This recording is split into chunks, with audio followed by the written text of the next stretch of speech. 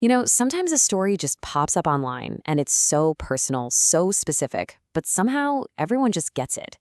Today, we're diving into one of those exact moments. It's a story about someone asking for a sign and getting an answer that's, well, pretty unbelievable.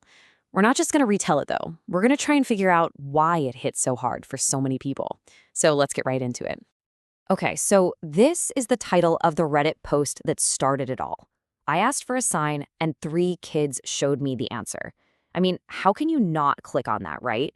It's simple, it's super intriguing, and it just pulls you right into this moment of vulnerability. And this is our starting point. So, before we even get to the what, we gotta talk about the where. Because this story wasn't just posted anywhere. It wasn't in a magazine or a book. It was shared in a very specific online space, a community that was basically designed for exactly these kinds of moments. It was posted in a subreddit called r/offmychestph, and the whole point of this place is to be a safe space where you can just unload your burdens or even celebrate your wins without being judged. And understanding that context is absolutely key to this whole thing. Yeah, it's that promise, the promise of a safe space that really lets someone open up and share something so deeply personal. We're talking faith, doubt, hope, the big stuff. It's a place where being vulnerable gets you support, not sarcasm. And that's exactly the kind of environment where a story like this can really begin. All right, so let's get to the heart of it. The person who wrote the post, the OP as they say on Reddit, wasn't just, having a bad day. It was something much, much heavier than that. It brought them to this point of, well, almost quiet desperation. So the OP says they just needed a break. They went somewhere quiet just to think things through. And they make it clear they're not a super duper religious person. But in that moment of real struggle, they turn to faith. They close their eyes and just talk to God, asking for some kind of guidance. And this is where you really feel the weight of what they were carrying. The prayer, it wasn't even for themselves, it was for someone else. That kind of selfless plea, basically saying, take care of them first, I can wait. That just makes the answer they got feel so much more powerful.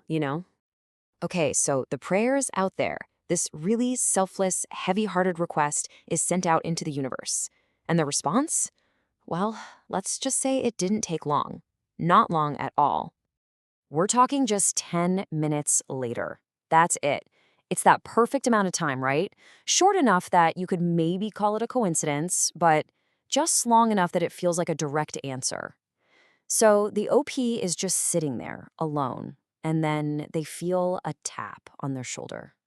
And it's 3 kids, 3 children who've approached them.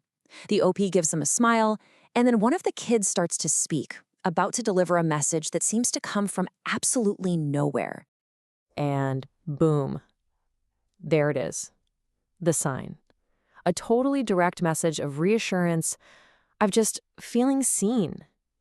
After the kid says this, they hand the OP a little gift, 3 pieces of candy. Think about that. 3 kids, a message about God, and 3 pieces of candy. The number 3, it's a pretty big deal in a lot of faiths, right? Think of the Holy Trinity. For the OP, and honestly for a lot of people reading this story, that detail didn't feel random at all.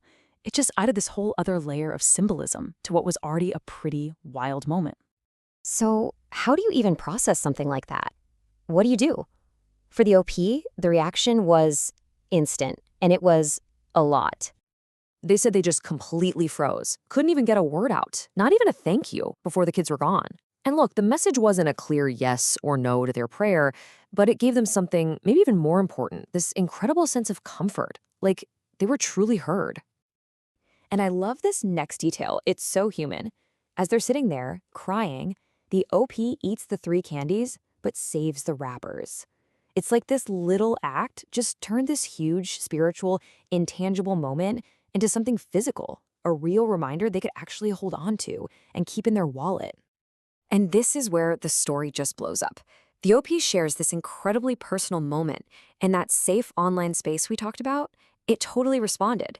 It turned one person's experience into this big collective moment of hope and reflection for everyone. The first thing you see in the comments is just this wave of shared emotion. People who have no idea who the OP is are saying the story made them cry. It's just simple empathy, strangers connecting over this really powerful shared feeling. And then, after the emotion, came the stories. People started sharing their own similar experiences, their own moments of faith, of getting unexpected answers to prayers. Like this one from a user named Rylan Hahn, who said they could totally relate and that God is always listening. The OP story basically just validated what they already believed. And because the OP was so vulnerable, it kind of gave other people permission to be vulnerable too. This user, Wanda Witchy, shared a really personal story about losing their mom and getting a sign that they weren't alone. It's amazing how one person opening up can lead to so many others doing the same. So when you step back and look at all the comments, you see this amazing pattern. People were sharing emotions, they were sharing their own stories.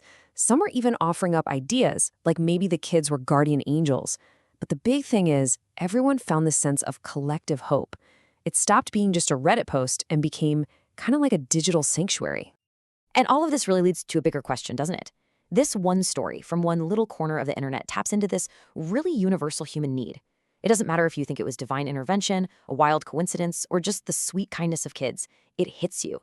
It makes you wonder. In a world that can feel so disconnected sometimes, where do we find comfort? Where do we look for our signs? And maybe, just maybe, the answer sometimes comes from messengers we never, ever expect.